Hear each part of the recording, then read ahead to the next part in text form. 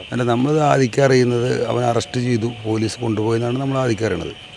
നമ്മൾ സ്റ്റേഷനിൽ വിളിച്ചു, സ്വാഭാവികമായി നമ്മൾ വിളിച്ചു. അപ്പോൾ എന്താണ് സംഭവം എന്ന് ചോദിച്ചു. അവർ കാര്യങ്ങളൊന്നും പറഞ്ഞില്ല.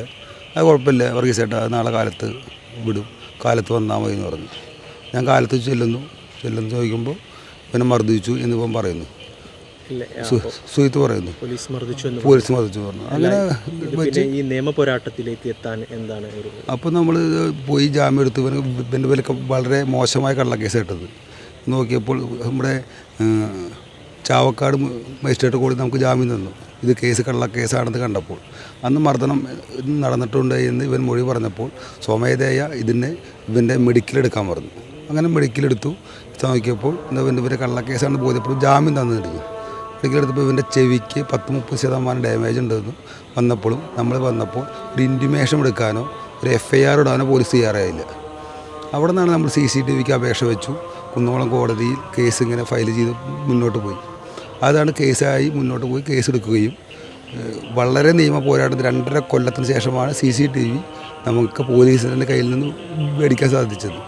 അത് കേരളത്തിലെ പോലീസ് ഈ CCTV ഇന്നേ വരെ ഒരു CCTV ഫൂട്ടേജും ഒരാൾക്കും കൊടുക്കാറില്ല. അതാണ് നമ്മുടെ നിയമ പോരാട്ടത്തിൽ നമ്മൾ വിജയിച്ച സംഭവം. ഈ ഒരു കാര്യത്തിൽ ഈ പാർട്ടിയുടെ പിന്തുണ എത്രത്തോളം ഉണ്ടായിരുന്നു ഈ ഒരു കാര്യത്തിൽ? ഞാൻ കോൺഗ്രസിൻ്റെ ബ്ലോക്ക് വൈസ് പ്രസിഡൻ്റാണ്. സുജിത്ത് യൂത്ത് കോൺഗ്രസിൻ്റെ ചൊവ്വന്നൂർ മണ്ഡലം പ്രസിഡൻ്റാണ്. കോൺഗ്രസിൻ്റെ ചൊവ്വന്നൂർ മണ്ഡലം കമ്മിറ്റി ഐക്യകണ്ഠേന തീരുമാനമെടുത്തിട്ടാണ് ഇത് മുന്നോട്ട് പോയിരുന്നത്. ഇതിൻ്റെ ആദ്യഘട്ടത്തിൽ ജാമ്യമെടുത്തത് യൂത്ത് കോൺഗ്രസിൻ്റെ ജില്ലാ വൈസ് പ്രസിഡൻ്റായ PK ശ്യാംകുമാറാണ്. രണ്ടാം ഘട്ടത്തിൽ കുന്നംകുളം കോടതിയിൽ കേസ് നടത്തിക്കൊണ്ടിരിക്കുന്നത് കോൺഗ്രസിൻ്റെ ബ്ലോക്ക് പ്രസിഡൻ്റാണ്. ഈ 2 കമ്മിറ്റികളും ആലോചിച്ചിട്ടാണ് ചെയ്തത്. DCCയിലും സംസ്ഥാനത്ത് നമ്മൾ അറിയിച്ചിരുന്നു, അല്ലാണ്ട് അവരുടെ സഹായങ്ങൾ നമ്മൾ ആവശ്യപ്പെട്ടിട്ടുണ്ടായിരുന്നില്ല. ഈ നിയമ പോരാട്ടം നടക്കട്ടെ, ആ പോരാട്ടത്തിൽ വിജയിച്ചുകൊണ്ട് നമുക്ക് നിൽക്കാമെന്നായിരുന്നു നമ്മുടെ നിലപാട്. അപ്പോൾ ഇത് നിയമസഭയിലടക്കം ഉന്നയിക്കേണ്ട ഒരു പ്രധാന വിഷയമായിരുന്നല്ലോ. അത് നേതാക്കളെ അറിയിച്ചിരുന്നു? അല്ല, ഇത് ലോക്കപ്പ് മർദ്ദനം അതിൻ്റെ രീതിയിലേക്കാണ് കണ്ടിട്ടുള്ളത്.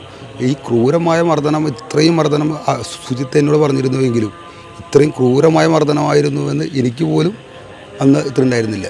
വീഡിയോ കണ്ടപ്പോഴാണ് മനസ്സിലായത് ക്രൂരമായ ഇത്രയും അധികം വലിയ മർദ്ദനമാണെന്ന് മനസ്സിലായത്. ഇപ്പോൾ KPCC അധ്യക്ഷൻ ഇന്നെത്തി, സുജിത്തിനെ കണ്ടു, പാർട്ടിയുടെ പിന്തുണ പ്രഖ്യാപിച്ചു. എങ്ങനെയാണ് ആ രീതി? ഇപ്പോൾ പാർട്ടിയുടെ എല്ലാ ഘടകങ്ങളും, ഒരു പാർട്ടി എന്ന് മാത്രമല്ല ഒരു പൊതുസമൂഹവും മുഴുവൻ എല്ലാ കക്ഷി രാഷ്ട്രീയം മറന്ന് സുജിത്തിൻ്റെ കൂടെയുണ്ട്. ഈ ഒരു ലോക്കപ്പ് മർദ്ദനം ഒരു സ്ഥലത്തല്ല, പലവർക്കും അനുഭവപ്പെട്ട സാധനമാണ്. ഇത് സുജിത്തിൻ്റെ നമ്മളൊരു 2.5 കൊല്ലത്തെ നിയമ പോരാട്ടം നടത്തിയ കാരണമാണ് നമുക്ക് ഇതിനൊരു റിസൾട്ട് വന്നത്. ഇപ്പം മറ്റൊരു കാര്യം, ഇപ്പോൾ പലരും 20 ലക്ഷം രൂപ ഓഫർ ചെയ്ത് ഇത് കേസിൽ നിന്നും പിന്മാറുമെന്ന് ഈ പ്രതികളായവർ തന്നെ എത്തുന്നുണ്ട്. ഈ ഒരു സാഹചര്യത്തിൽ അതെങ്ങനെയായിരുന്നു ആ ഒരു? അല്ല, പല പോലീസ് ഉദ്യോഗസ്ഥന്മാരും നമ്മളോട് ഇത് സെറ്റിൽ ചെയ്യാൻ പറ്റും, അവരുടെ ജീവിത പ്രശ്നമാണ്, സെറ്റിൽ ചെയ്യണം, നിങ്ങൾ പറയുന്ന കാശ്, നിങ്ങൾ പറയുന്ന സംവിധാനം തീർക്കാം. പക്ഷേ ഒരു പ്രവർത്തകനടി കൊണ്ട് ആ വികാരമാണല്ലോ നമ്മുടെ ഏറ്റവും വലിയ വികാരം.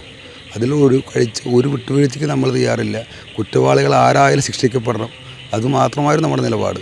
സാമ്പത്തികമോ ഇതൊന്നും ഇതിൽ വിഷയമായിരുന്നില്ല, നമ്മളതിന് തയ്യാറുമായിരുന്നില്ല.